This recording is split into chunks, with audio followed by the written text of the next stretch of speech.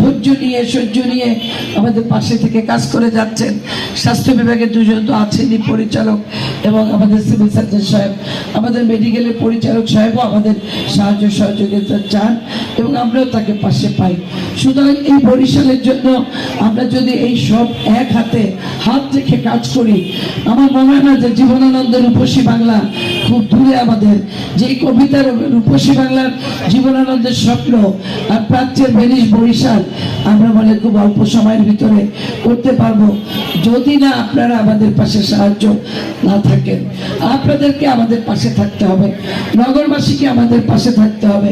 আমাদের বিভাগীয় কমিশনার মেডিকেলের সামনে যে দোকানগুলো উনি সরিয়ে দিয়েছেন, আমি উচ্ছেদ বলবো না, কারণ ওই জায়গাগুলো তারা মালিকও না, ওই জায়গাগুলো তাদেরও না।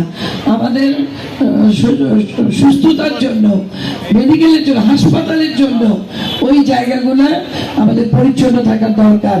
উনি আজকে দুঃখ করে বলেছেন যে সেই জায়গাগুলোয় আমরা সবার সহযোগিতা পাচ্ছি না।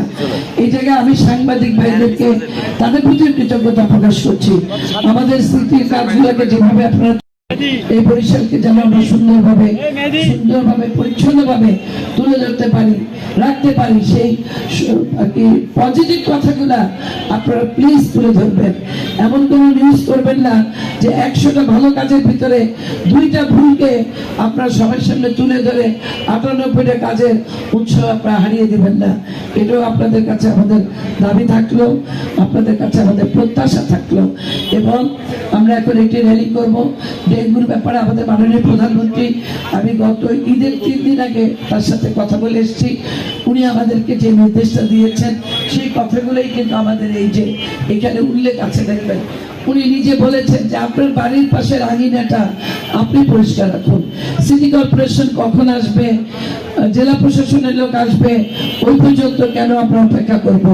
আপনার বাড়ির আঙিনা আপনি পরিষ্কার করুন। বাড়ির পাশে যে ডোবাটা, একটু সিটি কর্পোরেশনকে খবর দিন, একটু প্রশাসনকে জানিয়ে দেন যেখানে একটু ময়লা আছে। বাড়ির পাশে ময়লাটুকু আপনি নিজে ঐক্যবদ্ধভাবে আপনারা সবাই এগিয়ে আসুন। ঠিক আমরা সেই কাজটাই, সেই কথাটাই বলতে চাই। ডেঙ্গু চিকুনগুনিয়ার হাত থেকে আমাদেরকে বাঁচতে হবে, আমাদের নগরবাসীকে বাঁচাতে হবে।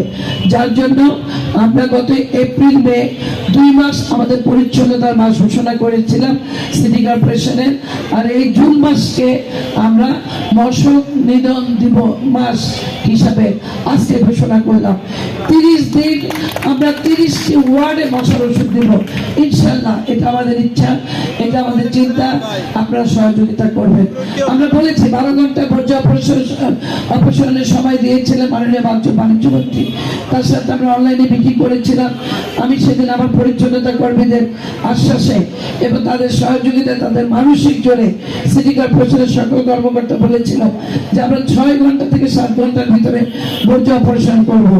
আপনারা লিখেছিলেন, বিসিসি প্রশাসক চ্যালেঞ্জ ছুড়ে দিলেন 6 ঘন্টার ভিতরে বর্জ্য অপসারণ করবে। ইনশাল্লাহ আমরা করেছি। সুতরাং আমরা এই 30 দিনে মশক নিধন দিবসে আমরা কাজ করে যাব। আপনাদের সবার সহযোগিতা চাই, কৃতজ্ঞতা প্রকাশ করছি আমার সম্মানিত অতিথিবৃন্দকে। সবাইকে ধন্যবাদ। খোদা হাফেজ। বাংলাদেশ জিন্দাবাদ।